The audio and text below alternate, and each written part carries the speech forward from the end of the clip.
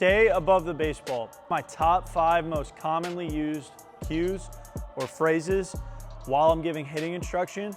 And today I want to explain a few of the things that staying above the ball is going to help you fix, why it works, and then I'll give you at the very end a few drills for guys who have a hard time staying above the baseball. So the first one, and probably the most vague, staying above the ball is more of a timing fix than anything else. When we're missing underneath the baseball, typically we pair that with being late as well. Wherever we start our hands from our launch position, we're all gonna be above the strike zone when we start. With guys who have a hard time being on time, they're also missing under because there's too much extra fluff happening back here and they're not being as direct to the pitch as they can be.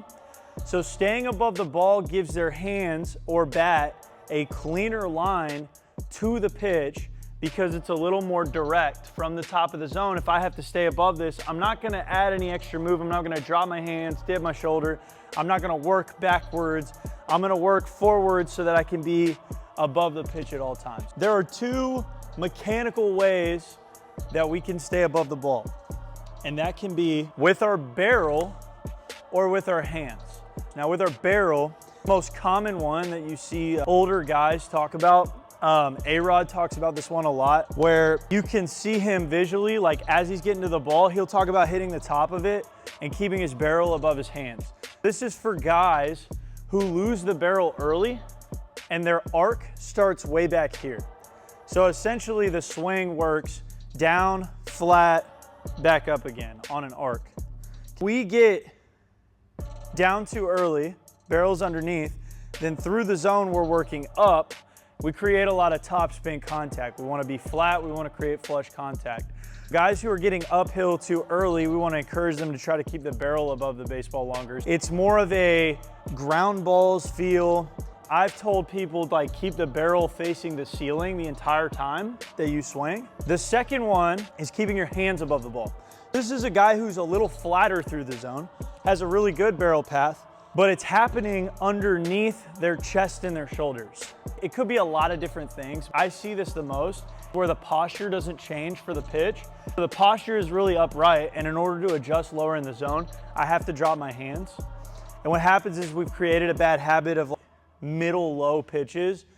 If it's not really timing related, what I tell guys is visually speaking, I'm swinging not at this pitch, but I'm swinging at a pitch about 6 inches above it. It's tricking your brain into swinging here to allow yourself to dial back in to where the actual pitch location is. And it's forcing you to keep your hands a little higher. A couple other feels and cues I've used for guys for this is to feel like you're swinging across your shoulders. If it's really extreme and we can't make a fix, swinging across your face.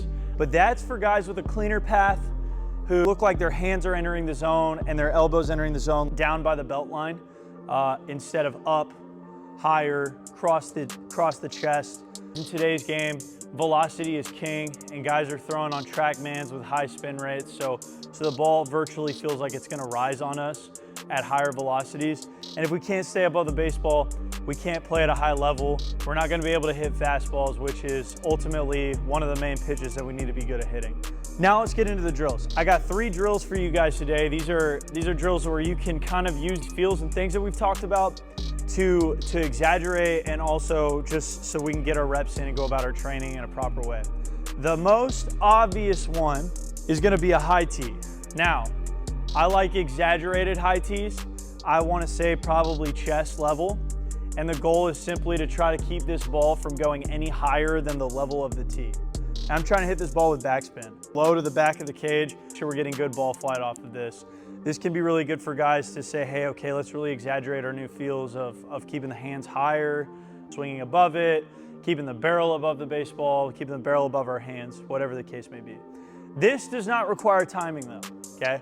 So if we only do high tee, we're not actually gonna get better at this. After high tee, I like to do high angled darts. We can do a little bit of flips and front toss just to get loose, but the trajectory of the ball during flips doesn't really mimic what we're trying to accomplish here because the ball is a little loopier. So we can get away with some bad habits. We need to attack ourselves early in the round.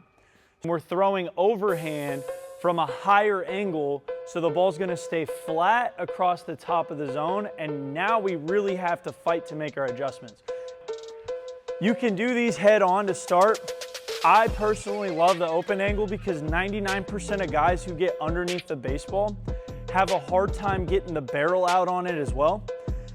With an open angle, your external goal is to try to hit something with backspin through the middle of the cage. If you go backside, that's fine, but it's gotta have backspin. It can't be side spun into this side net right here. Throw from a standing position, trying to keep them straight with backspin in the middle of the cage. The last thing to finish this with, I have a pitching machine back here for you guys as well. If you don't have a pitching machine, some kind of simulated velo at the top of the zone. This is a very simple one. Obviously, with staying above the baseball, timing is going to be a concern as well. That's the first thing we talked about today.